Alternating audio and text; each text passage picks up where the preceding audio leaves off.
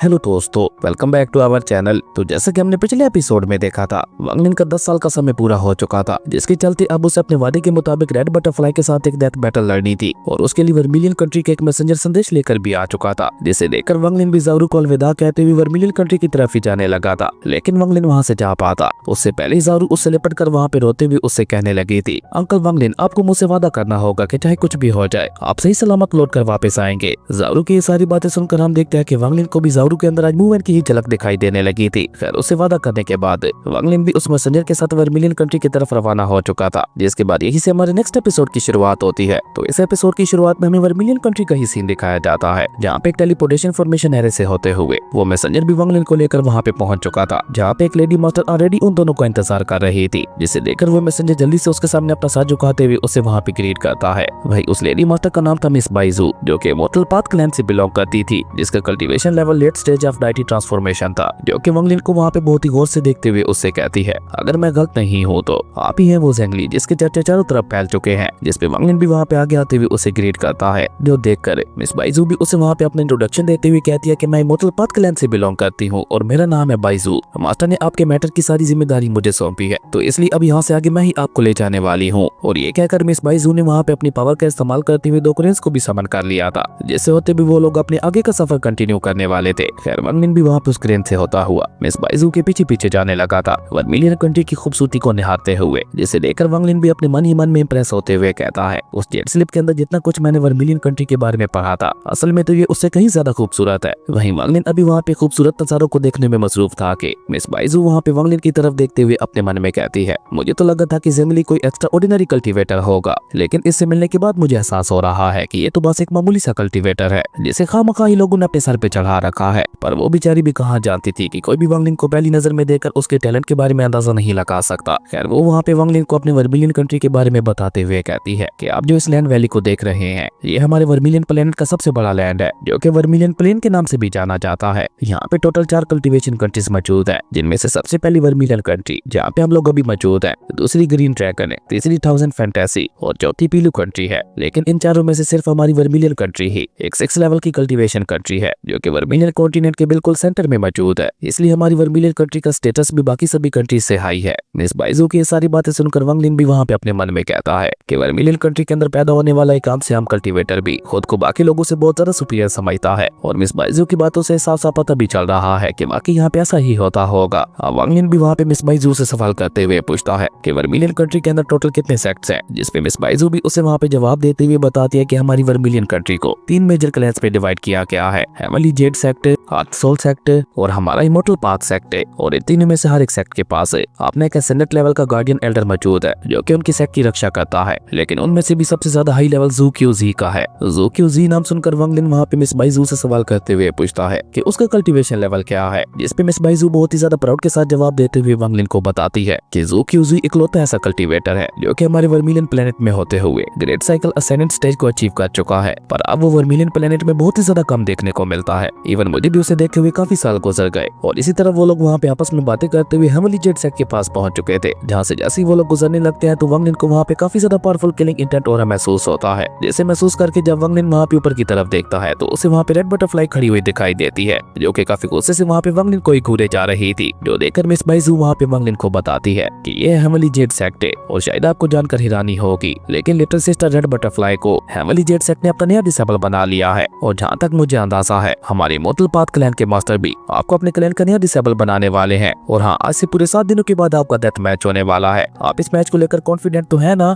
जिसपे वांग लिन उसे वहाँ पे कोल्ड टून में जवाब देते हुए कहता है कि नहीं, बिल्कुल नहीं। जिसपे मिस बाइजू भी वहाँ पे स्माइल करते हुए कहती है कि जैसा कि मैंने सोचा था। वैसे ब्रदर ज़ेंगली, आपको मेरे साथ इतना ज्यादा हमल होने की कोई भी जरूरत नहीं है। आप बिला झिझक मेरे साथ कोई भी बात कर सकते हैं। और मैं आपको बता दूं, अभी के लिए हमारे इमॉर्टल पाथ क्लैन के मास्टर अपनी कल्टीवेशन के लिए कहीं गए हुए हैं, इसलिए अभी के लिए वो आपसे नहीं मिल सकते। पर अगले 7 दिनों तक आप हमारे इमॉर्टल पाथ क्लैन में ही रहने वाले हैं, और जब मास्टर वापस लौटेंगे तो वो खुद ही आपसे मिलने के लिए आ जाएंगे। और ये कहते हुए मिस बाइजू वांग लिन को लेकर अपने इमॉर्टल पाथ क्लैन में आ चुकी थी, जो कि दिखने से तो काफी ज्यादा बड़ा और खूबसूरत दिखाई दे रहा था। और ऊपर से वहाँ पे वांग लिन के रुकने का इंतजाम पहले से ही कर दिया गया था, और एक सर्वेंट उसे वहाँ पे रास्ता दिखाते हुए उसे उसका रूम दिखाता है, जो कि रूम कम और जेल ज्यादा लग रहा था। ऊपर से वांग लिन वहाँ पे काफी ज्यादा अनकंफर्टेबल भी महसूस कर रहा था। वहीं वो सर्वेंट भी वांग लिन को वहाँ पे छोड़कर खुद वहाँ से जाते हुए वांग लिन को देखकर अजीब सी स्माइल करने लगा था। और जाते जाते वांग लिन के रूम का दरवाजा भी बंद कर गया था। जिसके जाते ही वांग लिन वहाँ पे सीरियस होते हुए खुद से ही कहता है कि जब से मैं यहाँ पे आया हूँ मुझे बहुत ही ज्यादा अनकंफर्टेबल महसूस हो रहा है। मुझे लगता है ये सभी लोग मुझे कैदी मान रहे हैं, इसलिए इन लोगों ने मुझे रुकने के लिए ऐसा अजीब सा रूम दिया है। खैर वांग लिन वहाँ पे इन सारी बातों को इग्नोर करते हुए अपनी कल्टीवेशन में लग गया था और सबसे पहले तो वो वर्मिलियन कंट्री का मैप बनाते हुए उसे अपनी जेट स्लिप के अंदर रखता है और वहाँ पे खुद से ही कहता है कि अब क्योंकि इस बैटल को अवॉइड नहीं किया जा सकता तो मुझे पहले से ही खुद को इस बैटल के लिए तैयार करना होगा, क्योंकि इस वर्मिलियन कंट्री के अंदर मुझे मारने वाले लोगों की तादाद बहुत ज्यादा है। ऊपर से सबसे ज्यादा अजीब बात तो ये है कि ज़ूकी को इस बात से कोई भी फर्क नहीं पड़ता कि मैंने रेड बटरफ्लाई का एक हाथ काट दिया था। उसने उल्टा हम दोनों के डेथ बैटल को पोस्टपोन करते हुए हम दोनों को मेजर सेट के अंदर भेज दिया। क्या वो हम दोनों में से किसी एक को अपना डिसेबल बनाना चाहता है और क्या इसका फैसला वो हमारी फाइट से करने वाला है या फिर उसके दिमाग में कुछ और चल रहा है। और अभी वांग लिन अपने सोल सी रेलम के अंदर बैठा हुआ ये सब सोच ही रहा था कि तभी अचानक से उसे अपने रूम के अंदर किसी और कल्टीवेटर का ऑरा भी महसूस होता है, जिसे महसूस करके वांग लिन भी जल्दी से वहाँ पे वापस आ गया था। और जब वांग लिन वहाँ पे अपने सामने की तरफ देखता है तो उसे वहाँ पे एक पर्सन बैठा हुआ दिखाई देता है जो कि मजे से वहाँ पे बैठा हुआ अपने चाय का कप भर रहा था। उसे देखकर वांग लिन भी वहाँ पे थोड़ा परेशान होते हुए अपने मन में कहता है ये पर्सन मेरे रूम में कब आया, मुझे उसकी भनक तक भी नहीं लगी। जरूर से इसका cultivation level soul transformation level से भी ज्यादा होगा। वहीं वो पर्सन कोई और नहीं बल्कि इमॉर्टल पाथ क्लैन का मास्टर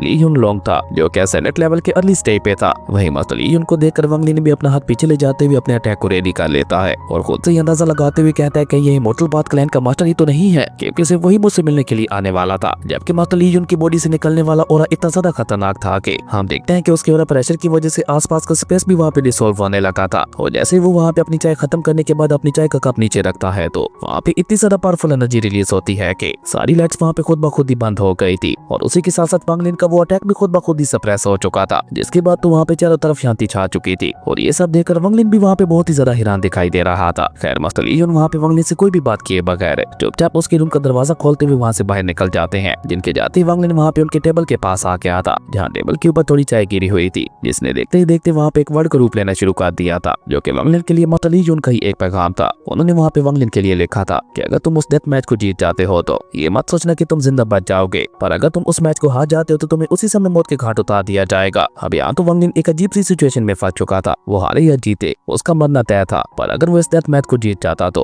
उसके जीतने के कुछ चांसेस बाकी थे। खैर उसके बाद सीन चेंज होता है, हमें डेथ मैच वाले दिन का ही सीन दिखाया जाता है जहाँ पे सभी लोग मार्शल अरीना के अंदर इकट्ठा हो चुके थे और इस डेथ मैच के लिए दो सेनेट लेवल के एल्डर्स भी वहाँ पे आए हुए थे, जिन्हें देखकर लोग वहाँ पे आपस में खुसर फुसर करते हुए कहने लगे थे यकीन नहीं हो रहा कि इस मैच के लिए खुद सेनेट लेवल के एल्डर्स यहाँ पे आए हुए हैं। जिस पे एक दूसरा डिसेबल उसे वहाँ पे जवाब देते हुए बताता है कि उन्हें तो इस मैच के लिए आना ही था क्योंकि ये मैच बहुत ही ज्यादा खास होने वाला है। एक तरफ है pride of haven red butterfly, जबकि उसका मुकाबला करने वाला है ज़ेंग ली जो कि वर्मिलियन बर्ड स्टार का नया टैलेंट है और न्यू जनरेशन के सभी लोग उससे बहुत ज्यादा एडमायर करते हैं, इसलिए ये फाइट अपने आप में ही बहुत ज्यादा खास होने वाली है। इवन कुछ डिसेबल्स को तो वहाँ पे सबसे कोई मतलब ही नहीं था, वो तो बस जल्द से जल्द इस मैच को शुरू होते हुए देखना चाहते थे, लेकिन वो मैच वहाँ पे शुरू हो पाता उससे पहले हम देखते हैं कि अचानक से ऊपर आसमान में फायरी और फैलने लगा था और देखते ही देखते उस फायर ने वहाँ पे एक पोर्टल का रूप लेना शुरू कर दिया था और जैसे जैसे वो पोर्टल वहाँ पे बंद कर क्रिएट हो रहा था वैसे वैसे ही हम देखते हैं कि वहाँ पे सभी लोगों ने अपना साथ झुकाना शुरू कर दिया था और मास्टर ज़ूकी कहते हुए वहाँ पे सभी लोग उनका स्वागत करने लगे थे। इवन रेड बटरफ्लाई और वांग लिन ने भी वहाँ पे उनके सामने अपना साथ झुका लिया था। ये था वर्मिलियन कंट्री के अंदर मास्टर ज़ूकी का खौफ। और तभी अचानक से वहाँ पे इस पोर्टल के अंदर से बहुत ही ज्यादा पावरफुल तेज और रिलीज होता है, जिसके साथ ही मास्टर ज़ूकी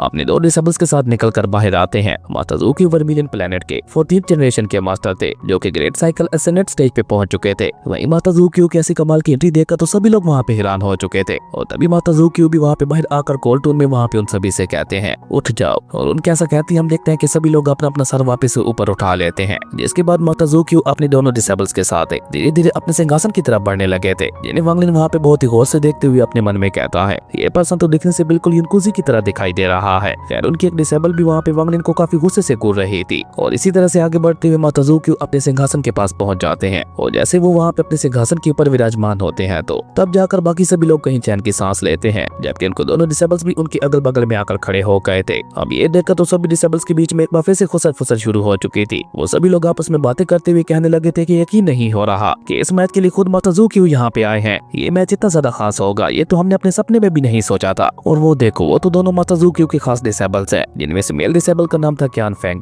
जो कि मास्टर ज़ूकी को फर्स्ट डिसेबल होने के साथ साथ सोल ट्रांसफॉर्मेशन लेवल की मिडिल स्टेज पे पहुंच चुका था। वहीं फीमेल डिसेबल का नाम था लियोमी जो कि मास्टर ज़ूकी की सेकंड डिसेबल थी और सेम वो भी वहाँ पे क्यान फेंग की ही तरह सोल ट्रांसफॉर्मेशन लेवल की मिडिल स्टेज में पहुंच चुकी थी। और इन सब के चलते आज का ये डेथ मैच और भी ज्यादा खास और कमाल का हो जाने वाला है। और तभी अचानक से मास्टर चू यूनफी जो कि हेवनली जेट सेट के एंसेस्टर थे और सैनिटरी आलम के अर्ली स्टेज पे पहुंच चुके थे। वो वहाँ पे ऑफिशियली अनाउंसमेंट करते हुए कहते हैं कि अब इस मैच को स्टार्ट किया जाए, और ये कहते हुए मास्टर यूनफी ने वहाँ पे अपनी पावर का इस्तेमाल करते हुए डुअल अरीना को भी एक्टिवेट कर दिया था, जिसके चलते वहाँ पे एक बहुत बड़ा वर्मिलियन बर्ड है और तभी उसी डुअल अरीना के अंदर ही चला गया था। अब ये अनाउंसमेंट सुनते ही हम देखते हैं कि वांग लिन और रेड बटरफ्लाई भी वहाँ पे और ज्यादा देर ना करते हुए बैरन माउंटेन्स के डुअल अरीना के अंदर पहुंच जाते हैं, जो कि वर्मिलियन कंट्री का एक खास अरीना था, जिसके अंदर एंटर होते ही वांग लिन अभी वहाँ पे उस डुअल अरीना को समझने की कोशिश कर ही रहा था कि तभी अचानक से उसे चारों तरफ से आइस योरा अपनी तरफ बढ़ते हुए दिखाई देता है, जिससे बचते हुए वांग लिन ऊपर हवा में जंप करके आता और देखते देखते उस आइस योरा ने वहाँ पे एक बहुत बड़े बीस्ट का रूप ले लिया था, जिसने वहाँ पे बहुत ही अग्रेसिवली वांग लिन के ऊपर हमला करते हुए उसे वहाँ पे पीछे धकेल दिया था। अब उस हमले को देखकर वांग लिन भी वहाँ पे समझ चुका था कि ये काम किसी और का नहीं बल्कि रेड बटरफ्लाई का ही है, और रेड बटरफ्लाई भी ऊपर हवा में आते हुए वांग लिन से कहती है ज़ेंगली मरने के लिए रेडी हो जाओ, और ये कहकर उसने लगातार वहाँ पे अपने आइस बीस्ट का इस्तेमाल करते हुए वांग लिन के ऊपर जानलेवा हमला करना शुरू कर दिया था, जिसका मुकाबला करने के लिए वांग लिन भी जल्दी से अपने स्पेशल ऑरा को रिलीज करते हुए वहाँ पे अपने ब्लैक ड्रैगन्स को समन कर लेता है। लेकिन जैसे ही उसके ब्लैक ड्रैगन्स जाकर वहाँ पे उस आइस बीस्ट के साथ टकराते हैं तो इस टकराव के चलते वहाँ पे एक बहुत ही बड़ा एनर्जी ब्लास्ट हो गया था, जिसका वहाँ पे उस आइस बीस्ट के ऊपर तो ज्यादा असर नहीं हुआ था, लेकिन वांग लिन के ब्लैक ड्रैगन्स वहीं पे डिस्ट्रॉय हो गए थे, जो देखकर वांग लिन भी वहाँ पे थोड़ा हैरान होते हुए अपने मन में कहता है ये तो मुझसे काफी ज्यादा पावरफुल हो चुकी है, अगर मुझे इसे यहाँ पे खत्म करना है तो मुझे सिर्फ एक ही स्ट्राइक में से खत्म करना होगा, लेकिन जब तक मुझे मौका नहीं मिल जाता तब तक मुझे इसी तरह से यहाँ पे इसका ध्यान भटकाना होगा। वहीं वांग लिन को इस तरह से परेशान होते हुए देखकर रेड बटरफ्लाई वहाँ पे उसका मजाक उड़ाते हुए कहती है ये हमारी स्नो कंट्री का एक बहुत ही ज्यादा खास टायर है, जिसे रिफाइन करने में ही हमें 500 साल से ज्यादा का समय लग गया था, और हमारी स्नो कंट्री के अंदर ये आइस बीस्ट गोड के नाम से जाना जाता है। और ये कहकर रेड बटरफ्लाई वहाँ पे बहुत ही कूल तरीके के साथ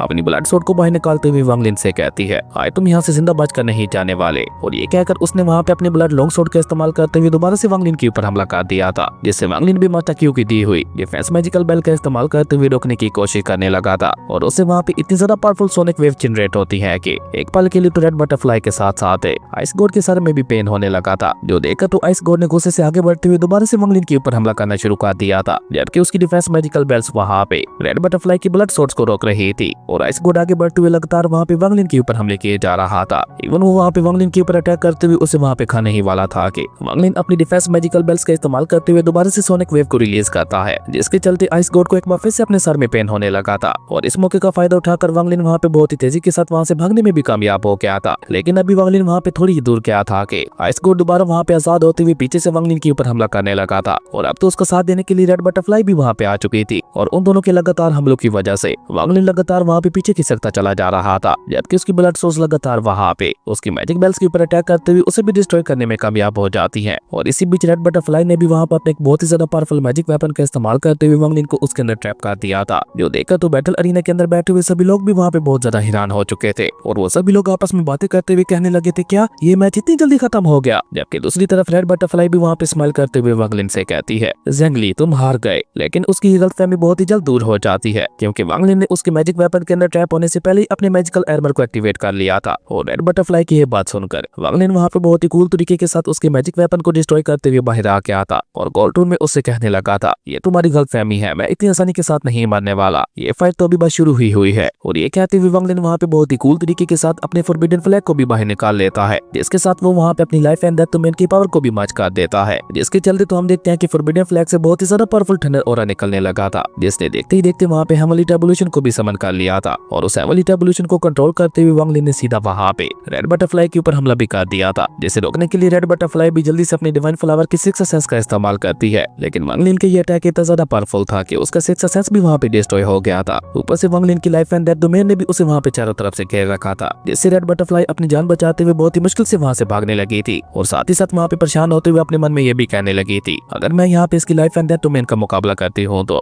इसकी हेवनली टर्बुलेशन मुझे हिट कर जाएगी, और अगर मैं यहाँ पे इसकी हेवनली टर्बुलेशन का मुकाबला करती हूँ तो ये अपनी लाइफ एंड डेथ डोमेन के अंदर मुझे फंसा लेगा। अब मैं करूँ तो करूँ क्या, मैं तो दोनों तरफ से फंस चुकी हूँ। हालांकि वो वहाँ पे लगातार हेवनली टर्बुलेशन के ऊपर हमला करते हुए उसे रोकने की कोशिश भी बहुत ज्यादा करती है, लेकिन उसकी किसी भी अटैक का वहाँ पे हेवनली टर्बुलेशन के ऊपर कोई भी असर नहीं हो पा रहा था। और इसी बीच रेड बटरफ्लाई को वहाँ पे उस खतरे से बचाने के लिए आइस गॉड बीच में आ चुका था, जो कि ना सिर्फ वहाँ पे वांग लिन की लाइफ एंड डेथ डोमेन को अपने ऊपर ले लेता है, बल्कि उसी के साथ साथ उसने वहाँ पे हेवनली टर्बुलेशन के अटैक को भी अपने ऊपर ले लिया था। और ऐसा होते ही हम देखते हैं कि वहाँ पे एक बहुत ही बड़ा एनर्जी ब्लास्ट हो गया था, और उसका आइस गॉड भी वहाँ पे बहुत ही बुरी तरह से घायल हो गया था, जो देखकर तो रेड बटरफ्लाई वहाँ पे चिल्लाते हुए कहती है नहीं, पर तब तक तो वहाँ पे सब कुछ शांत हो चुका था। इवन वांग लिन की समन की हुई हेवनली टर्बुलेशन भी वहाँ से गायब हो चुकी थी, और ये कमाल का सीन देखकर तो आप सभी लोगों को वहाँ पे उस मैच में और भी ज्यादा इंटरेस्ट आने लगा था। इवन हम देखते हैं कि मास्टर ज़ेन क्यू के फेस के ऊपर भी स्माइल आ चुकी थी। जबकि डुअल अरीना के अंदर रेड बटरफ्लाई वहाँ पे चिल्लाती हुई वांग लिन से कहती है, तुमने मुझे अपने इस मैजिक वेपन को इस्तेमाल करने के लिए फोर्स कर दिया। और ये कहकर रेड बटरफ्लाई जल्दी से वहाँ पे अपने पास से एक सोल लैशर मैजिक वेपन को बाहर निकालकर उसकी मदद से वहाँ पे वांग लिन के ऊपर हमला करते हुए उसकी पैरामोडियल सोल को ही वहाँ पे उसकी बॉडी से अलग कर देती है। और ये सब वहाँ पे इतना जल्दी हुआ था कि वांग लिन को समझने का मौका ही नहीं मिला था। लेकिन उसकी पैरामोडियल सोल जल्दी से अपनी एनर्जी का इस्तेमाल करते हुए वापस अपनी बॉडी के अंदर आ जाती है। और अपनी बॉडी में वापस आने के बाद वांग लिन खुद भी वहाँ पे हैरान होकर उस सोल लैशर को देखते हुए कहने लगा था, आखिर ये किस तरह का मैजिक वेपन है। और सेम रिएक्शन वहाँ पे ऑडियंस का भी था। वो भी वहाँ पे सोल लैशर को देखकर हैरान होते हुए कहने लगे थे कि आखिर ये किस तरह का खतरनाक मैजिक वेपन है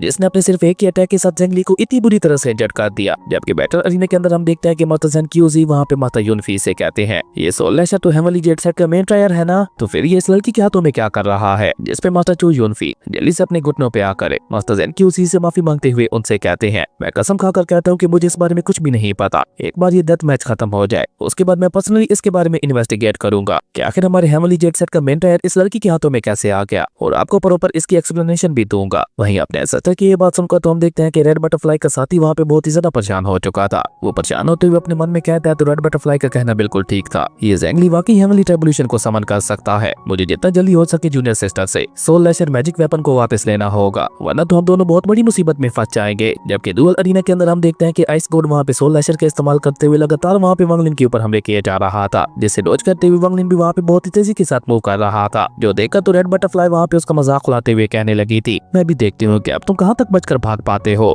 जबकि वांग लिन भी अब लगातार पे उस सोल लैशर के हमलों को झेलते झेलते बहुत ही बुरी तरह से इंजर्ड हो चुका था। ऊपर से सोल लैशर का हर एक अटैक सीधा वहाँ पे उसकी सोल को इंजर्ड कर रहा, जिसके चलते तो धीरे धीरे वांग लिन का डिवाइन एसेंस भी कमजोर होता चला जा रहा था। इसलिए वांग लिन ने वहाँ पे इसका मुकाबला करने के लिए जल्दी से अपने सिल्वर हॉर्न थंडर बीस्ट को बाहर निकाल लिया था और खुद उससे बचते हुए वहाँ पे आगे की तरफ भागने लगा था। लेकिन अभी तक भी वांग लिन को वहाँ पे अपने गॉड शूटिंग चैरियट को पूरी तरह से एक्टिवेट करने के लिए थोड़ा सा समय चाहिए था। और ये सोचकर वांग लिन वहाँ पे अपने मन में कहता है, जब तक गॉड शूटिंग चैरियट एक्टिवेट नहीं हो जाता तब तक मुझे यहाँ पे कुछ और करना होगा। और ये कहकर उसने जल्दी से वहाँ पे रेड बटरफ्लाई के हाथ को बाहर निकालते भी उसे वहाँ पे पूरी तरह से ही डिस्ट्रॉय कर दिया था। और जैसे ही रेड बटरफ्लाई का हाथ वहाँ पे खत्म होता है वैसे ही हम देखते हैं कि आइस गॉड भी एक पल के लिए अपनी जगह पे रुक गया था। जबकि रेड बटरफ्लाई की अपनी हालत भी वहाँ पे बहुत ज्यादा खराब हो चुकी थी। इवन हम देखते हैं कि उसके मुंह से वहाँ पे खून भी निकलने लगा था। पर अभी तक भी वांग लिन का गॉड शूटिंग चैरियट पूरी तरह से एक्टिवेट नहीं हो पाया था। जो देखकर वांग लिन जल्दी से अपनी सेलेस्टियल इमोर्टल स्वॉर्ड को बाहर निकालते हुए उसकी मदद से वहाँ पे आइस गॉड के ऊपर एक बहुत ही ज्यादा पावरफुल स्वॉर्ड स्लैश से हमला करते हुए उसका पूरा एक हाथ ही वहाँ पे काट देता है। और तब तक हम देखते हैं कि उसका गॉड शूटिंग चैरियट भी पूरी तरह से एक्टिवेट हो चुका था।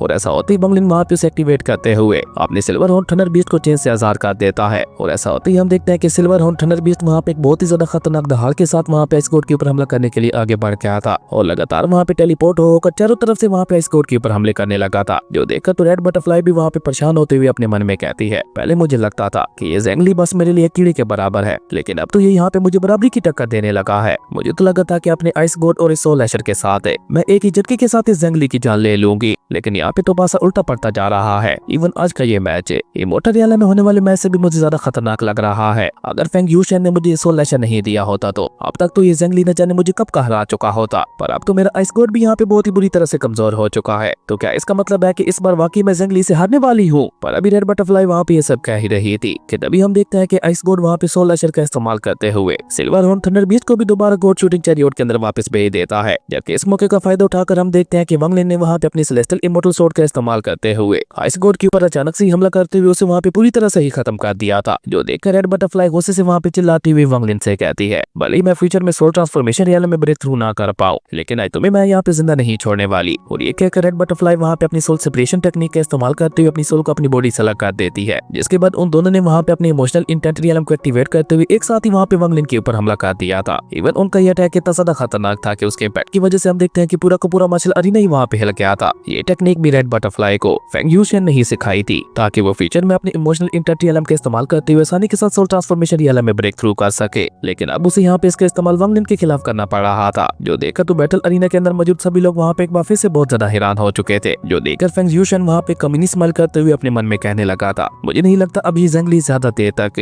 जूनियर सिस्टर की इमोशनल इंटेंट रियल के सामने टिक पाएगा। जबकि वहीं दूसरी तरफ हम देखते हैं कि डुअल अरीना के अंदर वांग लिन वहाँ पे उसके इमोशनल इंटेंट रियल के अंदर पूरी तरह से फंस चुका था, जहाँ पे वांगलिन के ऊपर लगातार हमले होने लगे थे। लेकिन वांगलिन वहाँ पे अपने ऊपर होने वाले हर एक अटैक को बहुत आसानी के साथ काटे जा रहा था। लेकिन तभी रेड बटरफ्लाई वहाँ पे उसकी कमजोरी के ऊपर अटैक करते हुए उसके माता पिता को वहाँ पे समन करती है, जो कि वांगलिन को टाइजू कहकर पुकारा करते थे। और वहाँ पे भी वो टाइजू कहते हुए वांगलिन की तरफ ही आगे बढ़ने लगे थे। और इस मौके का फायदा उठाकर साथ ही साथ रेड बटरफ्लाई वहाँ पे वांगलिन के ऊपर हमले भी करने लगी थी, जिनसे वांगलिन बहुत ही मुश्किल से खुद को वहाँ पे बचा रहा था। जो देखकर रेड बटरफ्लाई अपनी इमोशनल इंटरट्रियलम की पावर को और भी ज्यादा बढ़ा देती है, जिसके चलते तो वांगलिन को वहाँ पे चारों तरफ अपने प्यारे नजर आने लगे थे। जहाँ सबसे पहले उसे मूवमेंट दिखाई देती है, जो जैसे ही उसे आकर वहाँ पे हक करती है तो एक अटैक आकर सीधे वहाँ पे वांगलिन की बॉडी को हिट कर गया था। और तभी अचानक से उसे वहाँ पे सामने डैनियल दिखाई देता है, जो कि मास्टर टैंक जी से बचते हुए भाग रहा था और लगातार वहाँ पे अपने अंकल वांगलिन को अपनी मदद के लिए पुकार रहा था। लेकिन मास्टर टैंक फूजियन उसके ऊपर कोई भी रहम ना दिखाते हुए वहाँ पे उसकी जान ले लेता है। और इसी तरह वांगलिन को वहाँ पे एक एक करके अपने सारे प्यारों की लाशें दिखाई देने लगी थी, जिसके चलते तो वांगलिन अब पूरी तरह से अपने इमोशंस के अंदर फंस चुका था। अब वो वहाँ पे रेड बटरफ्लाई की किसी भी अटैक को डॉज नहीं कर पा रहा था, जिसके चलते अब वांगलिन वहाँ पे इतना ज्यादा इंजर्ड हो चुका था कि हम देखते हैं कि उसकी स्वॉर्ड भी वहाँ पे उसके हाथों से गिर चुकी थी। जो देखकर रेड बटरफ्लाई वहाँ पे उसका मजाक उड़ाते हुए कहती है, फैमिली इमोशन के अंदर तुम्हारे जैसा कोई बेवकूफ ही फंस सकता था। और ये कहकर उसने वहाँ पे स्पीचर रूट्स का इस्तेमाल करते हुए वांगलिन को पूरी तरह से जगा लिया था। और ऊपर से वहाँ पे सोर्ड ऑफ विजडम का इस्तेमाल करते हुए वांगलिन की आंखों के सामने उसके सारे प्यारों को जान से मरवाने लगी थी। जो देखकर तो वांगलिन का गुस्सा लगातार वहाँ पे बढ़ता ही चला जा रहा था। इवन हम देखते हैं कि उसकी आंखें गुस्से से वहाँ पे पूरी तरह से लाल हो चुकी थी और गुस्से से पागल होकर उसने वहाँ पे सोर्ड ऑफ विजडम को उठाकर खुद अपने हाथों से सभी को काटना शुरू कर दिया था। जहाँ इसी तरह सभी को काटते हुए उसने वहाँ पे खून की नदियां बहा दी थी। उस खून की नदी के अंदर उन सभी की सोल्स मौजूद थी, जिन्हें वांगलिन ने अभी वहाँ पे काटा था। और उन्होंने वहाँ पे चारों तरफ से वांगलिन को अपने अंदर जगा लिया था। जिस मौके का फायदा उठाकर रेड बटरफ्लाई वहाँ पे अपनी पंप टेक्निक से बहुत ही ज्यादा खतरनाक वांगलिन के ऊपर चलते हुए उससे कहती है, मैंने ये कभी नहीं सोचा था कि तुम फैमिली इमोशन में इस तरह से फंस जाओगे। और ये कहकर रेड बटरफ्लाई अपना फाइनल अटैक वहाँ पे वांगलिन के ऊपर चल चुकी थी। जो देखकर तो माता जन क्यू के साथ साथ